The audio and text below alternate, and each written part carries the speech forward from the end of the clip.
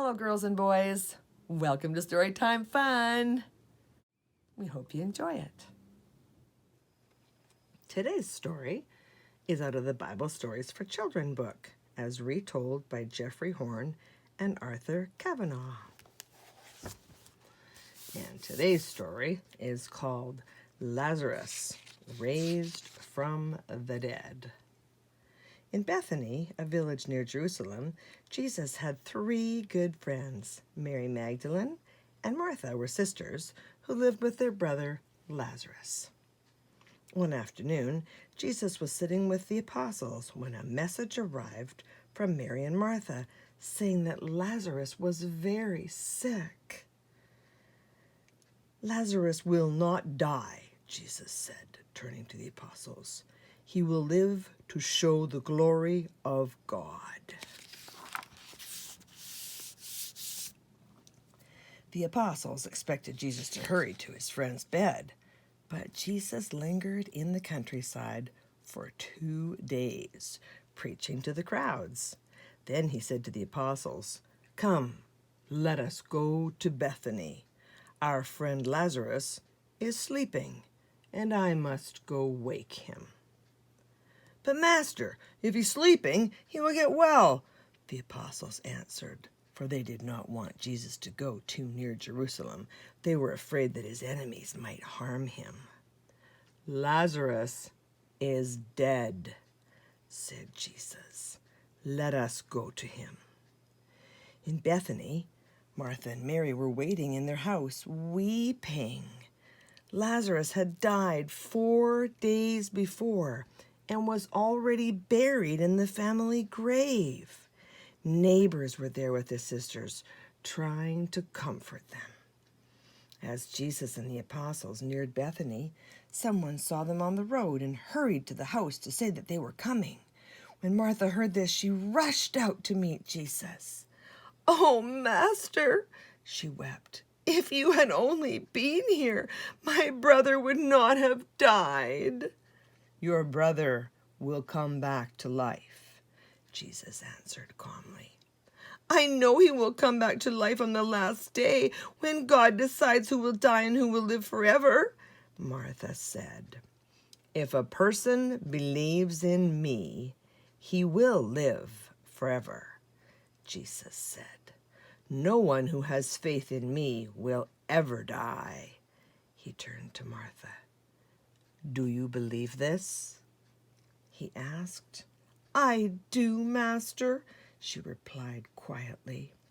"I believe you are the Savior, the Son of God, who has come into the world."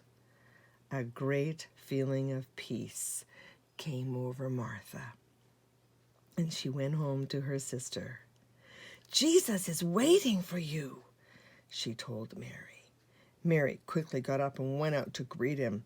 Her neighbors and friends followed her. She knelt before Jesus. "Master," she cried, "my brother would not have died if you had been here." Sorrow swept over Jesus, and he wept with Mary. "Please take me to the grave where Lazarus is lying," he asked Mary. Martha and all the neighbors went with Jesus to the cave where Lazarus was buried. A large stone had been placed in front of the entrance. "Take the stone away," Jesus said. "But Master," Mary reminded Jesus, "my brother has been dead 4 days." "Did I not say that if you believe in me, you will see the glory of God?" Jesus asked. The stone was rolled back. The 2 sisters, along with their neighbors and friends, watched as Jesus stood at the entrance of the cave. Jesus looked up to God. "Father, I thank you for listening to me," he said. "I know you always hear me, but I want all these people to see and believe that you sent me." Then Jesus raised his voice in a loud cry. "Lazarus, "Come forth," he called, his words echoing in the silence of the cave.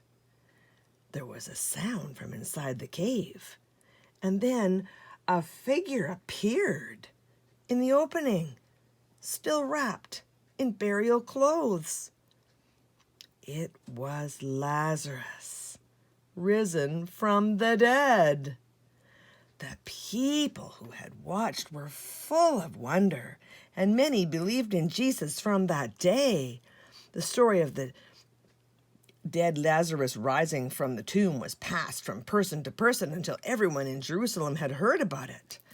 The chief priests and scholars soon learned about this miracle and did not know what to do.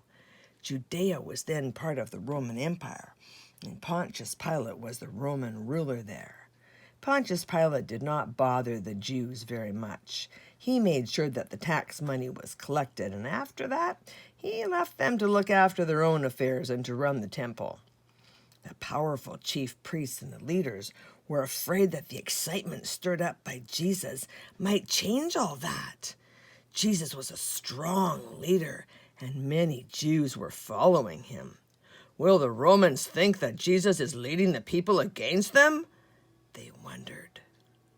Worried that the Romans might take over the temple or forbid the Jews to practice their religion, the chief priests and scholars called a meeting. "What can we do?" they asked one another. "If we leave this man alone to preach what he will, the Romans will take our temple and destroy our people." Then Caiaphas, who was the high priest that year, stood up to speak. "It is better for one man to die than for an entire people to be destroyed," he said. And from that moment, these men began to plan how they might bring about Jesus' death. Well, that's it for today. We'll see you next time.